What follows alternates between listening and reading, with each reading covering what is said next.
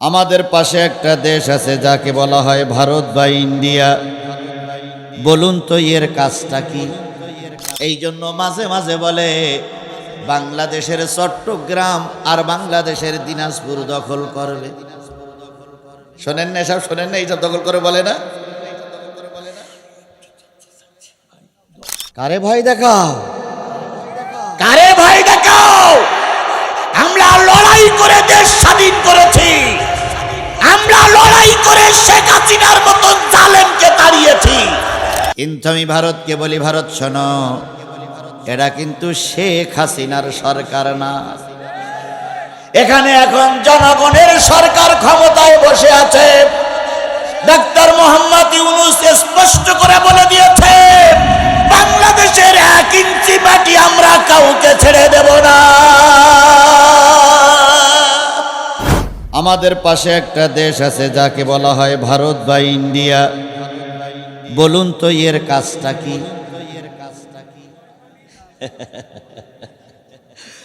এর কাজ শয়তানি তো আছে, আর একটা কাজ হচ্ছে পার্শ্ববর্তী যত ছোট ছোট দেশ আছে কাউকে সে শান্তিতে থাকতে দেয় না।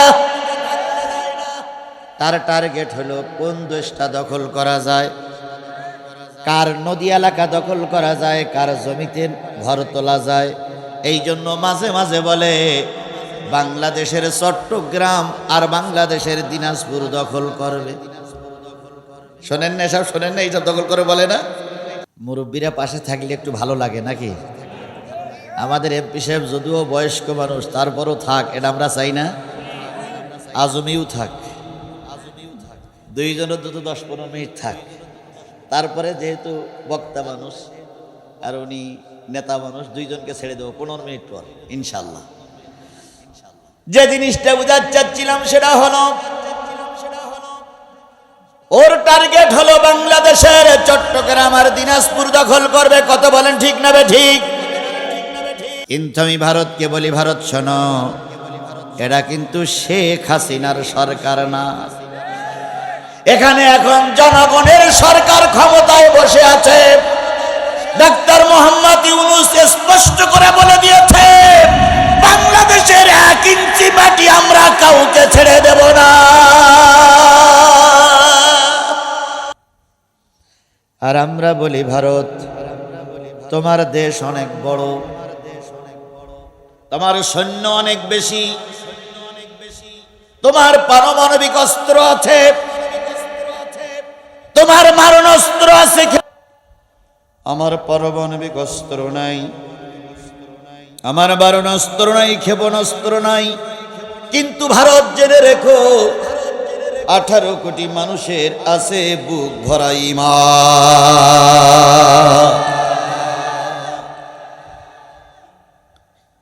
বুক ভরা ঈমান নিয়ে বাঁশের লাঠি কেটে ইটির খোয়া নিয়ে যদি ময়দানে নামি, আর পশ্চিম পাকিস্তানের 8 কোটি 10 কোটি মুসলমান যদি রাস্তায় নামে, আফগানের মুসলমানরা যদি তাকবীর ধ্বনি দিয়ে বেরিয়ে আসে, জম্মু কাশ্মীরের মুসলমানরা যদি রাস্তায় নামে, ভারত কাঁকড়া খাওয়া, ভারত কুচে খাওয়া, ভারত শুকরের গোশত খাওয়া, ভারত ধুতি কাপড়ের গিরা দেওয়ার সময় পাবা না।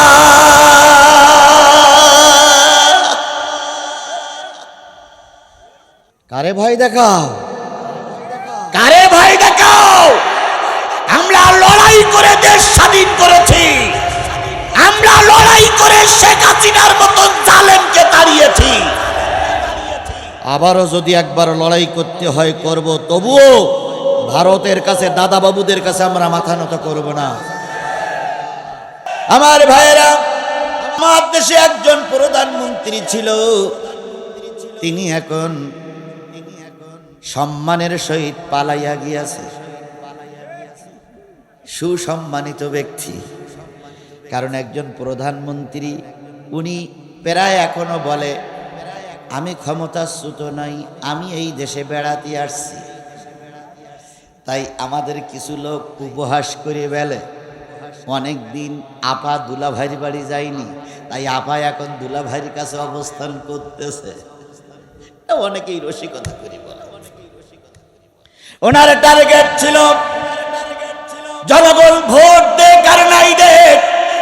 দিছি আর ছাড়ব না। কি তাই ছিল না টার্গেট? তাহলে এই সমস্ত নেতাদের এই টার্গেট ছিল।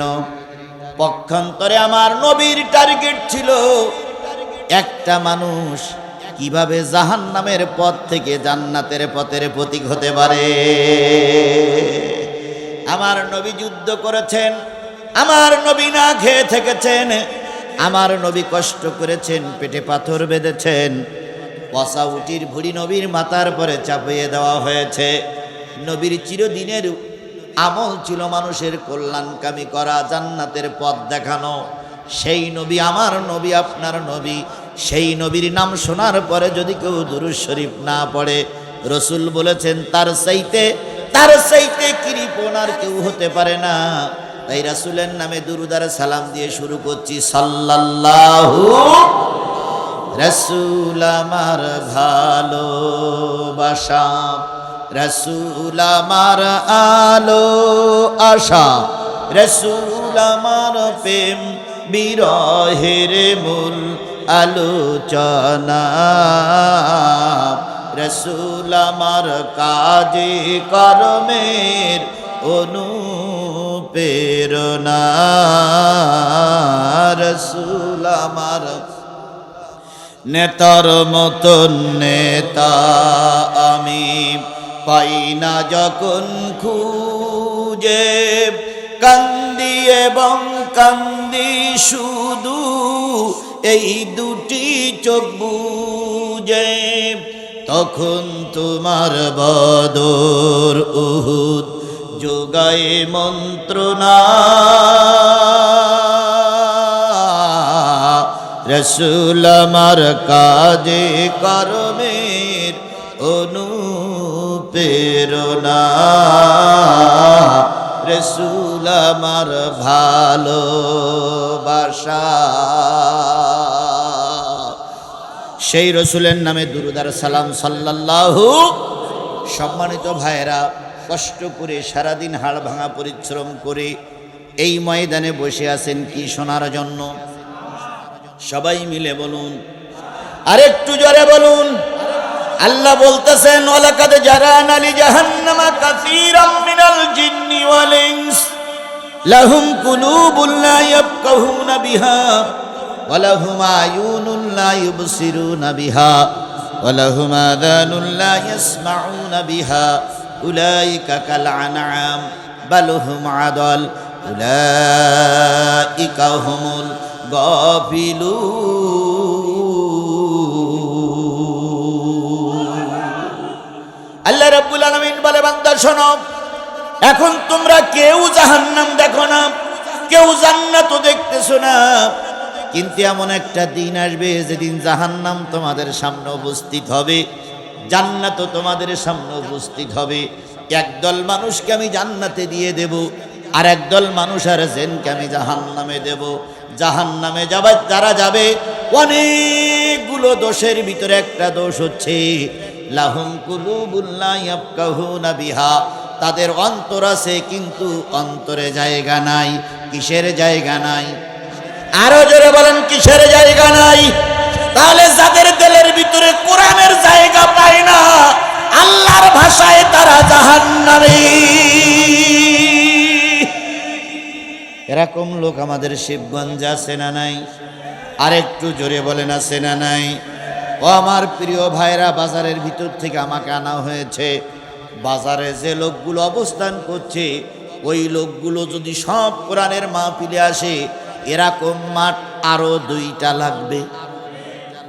কিন্তু আল্লাহর বান্দারা বাজার করে বেড়াচ্ছে, আল্লাহর বান্দারা চা খেয়ে বেড়াচ্ছে। আল্লাহ রাব্বুল আলামিন বলে, তোমার সামনে কোরআনের আলোচনা হচ্ছে, তুমি যদি কোরআনের আলোচনা না শোনো, জেনে রেখো তোমার এই অন্তরটা জাহান্নামী অন্তর। তাহলে যাদের দিলে কোরআন ভালো লাগে না, তাদের দিলটা যাবে কোথায়? তাদের কলিজাটা যাবে কোথায়? তাহলে দিলটা, বুকটা যদি জাহান্নামে যায়, আপনি নিশ্চয়ই জান্নাতে যাবেন। তাহলে নিশ্চয়ই যারা কোরআন শোনে না, কোরআন যাদের দিলে জায়গা পায় না, তাদের দিলটা যাবে জাহান্নামে, তার মানে তারাও যাবে জাহান্নামে।